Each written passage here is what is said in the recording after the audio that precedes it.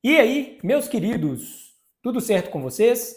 Bom, estou passando aqui hoje para a gente falar, né, do jogo que aconteceu ontem entre Brasil e Colômbia. Então a gente vai fazer aí uma breve análise aí do jogo de ontem, né? Falar um pouquinho sobre o jogo e muito mais depois da vinheta. Então roda.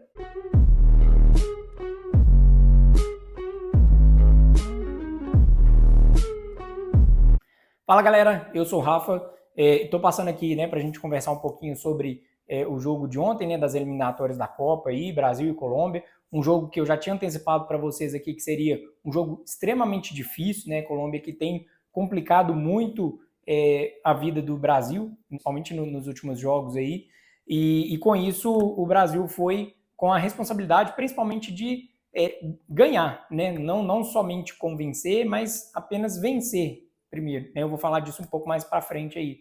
Então o Brasil já começou em cima, né? Logo nos primeiros minutos ali, com 3 minutos, foi marcado um pênalti, né? A favor do Brasil, um pênalti, ao meu ver, muito claro, né? Muito bem marcado, convertido pelo Rafinha, né? E o que falar do Rafinha, né? Que fase, cara. Não somente no Barcelona, né? Também está desempenhando muito bem pela seleção, foi o melhor jogador da seleção aí na Copa América, tá? Então ele bate com a confiança lá no alto, ele espera até o último segundo ali o goleiro escolher o canto, ele vira o pé, então bola para o lado, goleiro para o outro e 1-0 Brasil, tá? Aí depois disso, né, o Brasil ainda teve mais uma oportunidade com o Rodrigo ali, mas até o final do primeiro tempo foi mais uma pressão mesmo da Colômbia buscando um empate. Usava, né, a sua principal arma, que é o Luiz Dias, e dispensa apresentações aqui do Luiz Dias, né? Um belíssimo atacante, por mais que ele tenha passado, né, esteja passando aí por uma fase um pouco complicada lá no Liverpool nas últimas semanas, mas é um baita de um jogador, enfim, e foi com ele que a Colômbia chegou ao seu gol de empate, tá? Logo ali no finalzinho do primeiro tempo. Depois de uma bobeada assim horrorosa da zaga do Brasil, né, na tentativa de sair jogando e tudo mais.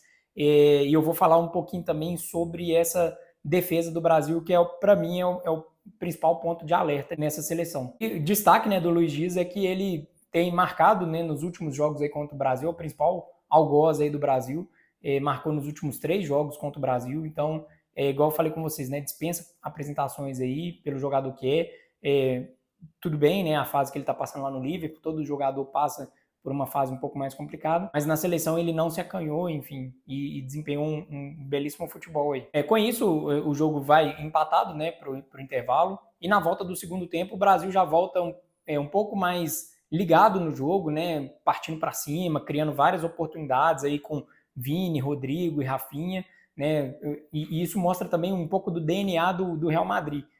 Dorival que entrou ali com o Vini pela esquerda, o Rodrigo pela direita e o Rafinha ali de falso 9. E aí me mostrou muito do futebol do Real Madrid, né, que cresce ali no segundo tempo, principalmente com Vini e Rodrigo. Então foram os dois aí principais peças aí para puxar os contra-ataques, né, do Brasil principalmente e criar as principais oportunidades. No segundo tempo a gente teve também a entrada do Savinho, né, teve o Wesley também, lateral direito ali que cresceu muito no segundo tempo, né, muito mais agudo assim. Mas, de novo, o que me chama a atenção nesse time é a defesa. Né? Eu falei aqui no meu vídeo aqui, ó, se você não assistiu, depois corre lá e assista, da convocação do Dorival, que o principal desafio que o Dorival teria era montar essa equipe, né, que é toda estrelada, que é cheia de talentos, mas fazer esse time jogar junto como uma equipe mesmo. Né? Ele conseguiu fazer isso do meio para frente, né? Ele tentou esboçar ali uma formação que eu já comentei aqui com vocês, né? De 3 atacantes e um 10 ali.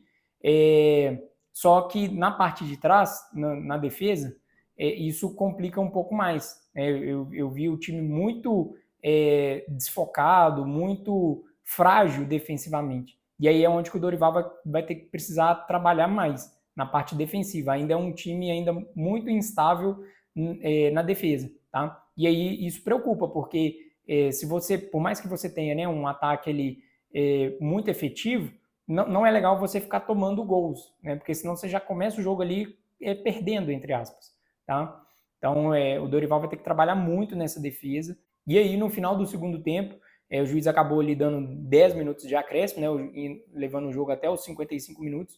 E aos 53, o Vini chuta uma bola ali de fora da área, se eu não me engano a bola dá uma desviada ali no jogador da Colômbia, e morre ali no cantinho, né, fazendo 2-1 Brasil, né, levando o Brasil à vitória. Tá? Um golaço assim, do Vini, enfim, é um dos pontos que a gente tem que considerar que se você tem um jogador tão diferenciado igual o Vini, você tem que manter ele em campo os 90 minutos, né? Porque uma hora ou outra ele pode fazer a diferença. Tá? Então, mostra também que o Vini está ganhando confiança na seleção, já que ele é tão criticado, né? Até críticas justas, né? Pelo futebol que ele desempenha na seleção versus o futebol que ele desempenha no Real Madrid. Então, com o resultado de ontem, né? Com o desempenho de ontem, ele já tem uma moral um pouco elevada aí, já até trabalha melhor a questão aí da autoestima jogando com a camisa da seleção. Tá? É isso que a gente espera dele, é isso que a gente quer que ele continue desempenhando com a amarelinha. E aí, com a vitória do Brasil, né, igual eu falei com vocês, o Brasil ele venceu, mas não convenceu. Mas eu entendo nesse primeiro momento, até resgatando uma entrevista que o Rafinha deu para o Marcelo Beckler depois, né, do jogo do Barcelona com o Benfica, ele fala que, né, que uma das chaves para o Brasil voltar até aquele desempenho que todos nós conhecemos é voltar primeiro a ganhar, independente de como seja. Porque é importante primeiro a vitória e depois, com as vitórias, vai ganhando confiança, vai aumentando ali a moral e a autoestima do time, para depois começar a jogar bonito. Né? E eu compartilho desse pensamento, eu acho super válido. Então o Brasil ganhou de um adversário extremamente difícil, né? Um adversário que estava sendo pedra de tropeço aí no caminho do Brasil já há alguns jogos. Tá? E agora a gente vai encarar a Argentina, mas aí a gente vai encarar a Argentina com um pouco mais de confiança, um pouco mais de autoestima. Tá? E a pegada é essa, é ganhar independente de como, e aí depois, com as peças se encaixando, com o Dorival entendendo melhor o esquema de jogo para trabalhar com essa equipe, o time vai convencendo mais, né? Vai encantando um pouco mais. Tá? Mas eu acredito que o caminho seja esse mesmo. Bom, pessoal, então é esse o vídeo. Não poderia deixar de falar com vocês, né, sobre o jogo de ontem. Vamos aguardar agora o jogo contra a Argentina. As eliminatórias da Copa, que tem aí 7 vagas disponíveis, né? Então não vai ter maiores dificuldades para se classificar para a próxima Copa, tá bom? E aí agora a gente fica aguardando a Argentina, tá? Que vai ser assim um páreo duro aí para o Brasil e vamos ver como é que essa equipe vai se comportar, né, diante de uma seleção tão forte igual a Argentina, tá? Vamos ficar aqui na torcida para que dê tudo certo e que a gente consiga, né, sair com uma vitória, independente de como ela venha, tá? Para ir cada vez mais aumentando a moral desse time para a gente chegar na Copa um pouco mais preparado, tá certo? Então é isso, pessoal, o vídeo é esse. Não se esqueça de deixar o seu like, se inscrever aqui no canal, tá?